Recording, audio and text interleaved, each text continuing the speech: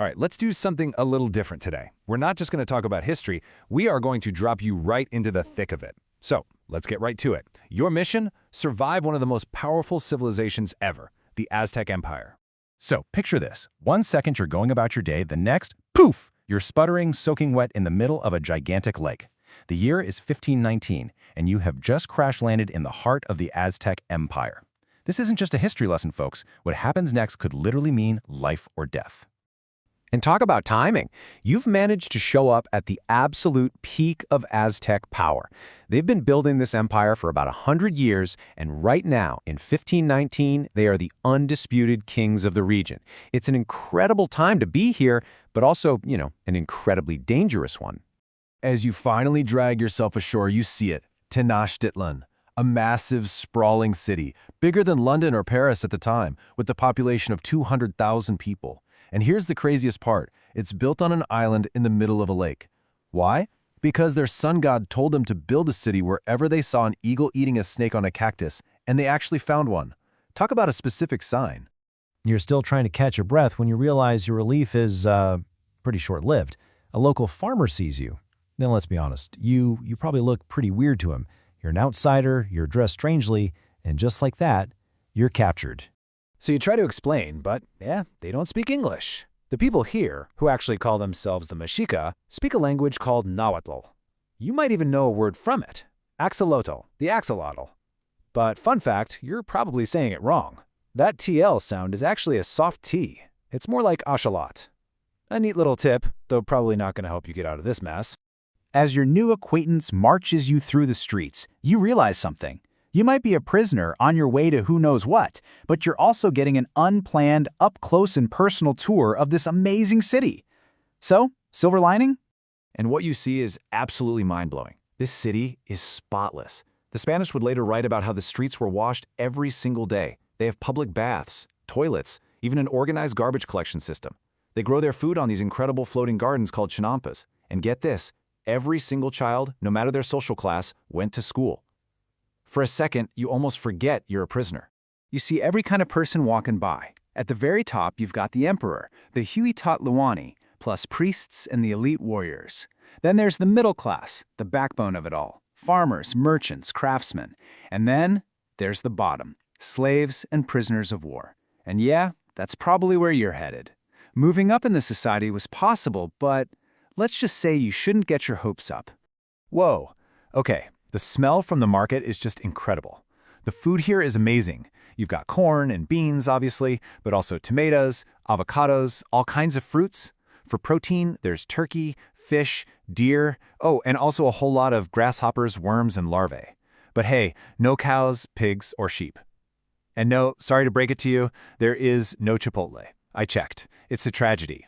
But as you're led through this stunningly clean, organized, well-fed city, you've got to ask yourself, how did they do all this? How is this even possible? Well, the answer is pretty dark. This beautiful lifestyle, this incredible capital, it was all built on a foundation of pure terror. See, this empire was huge. We're talking 80,000 square miles, ruling over 500 other city-states. And they didn't get all that land by, asking nicely. This was an empire built through constant, brutal, and relentless warfare. And here's their secret weapon. They didn't really have a professional army. Instead, every single male citizen was trained for war from the time he was 15.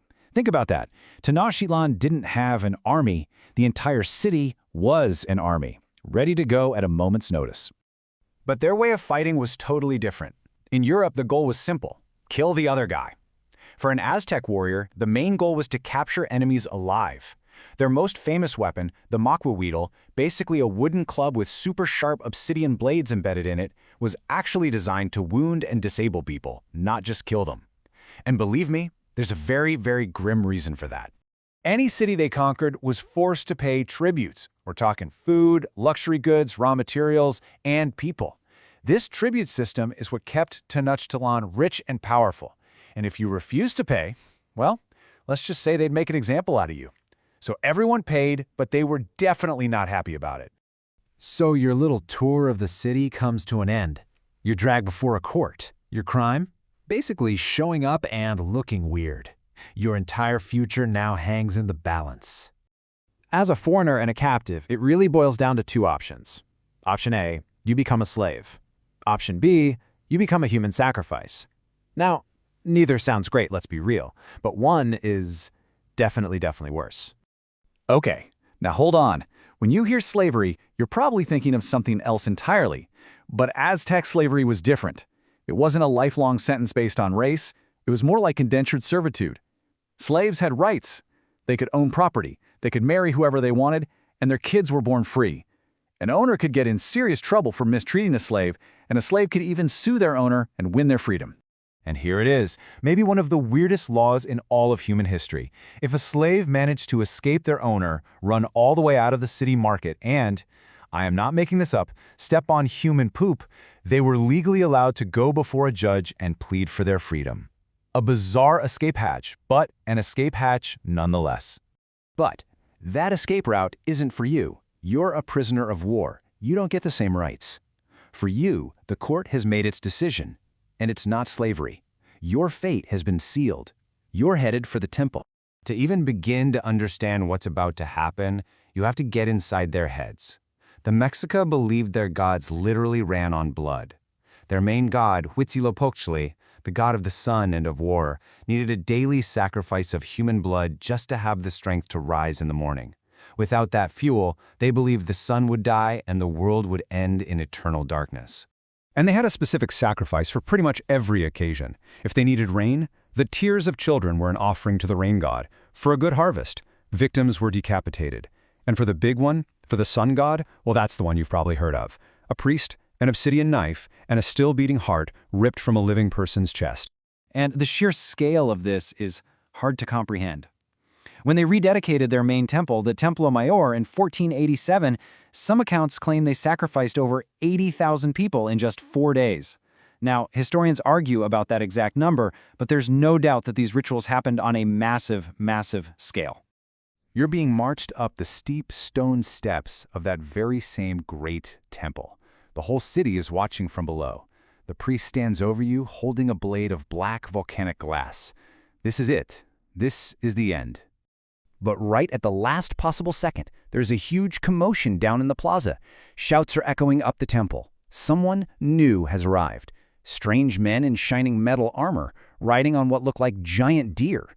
Could this be salvation? Or is this just the beginning of a whole new kind of nightmare?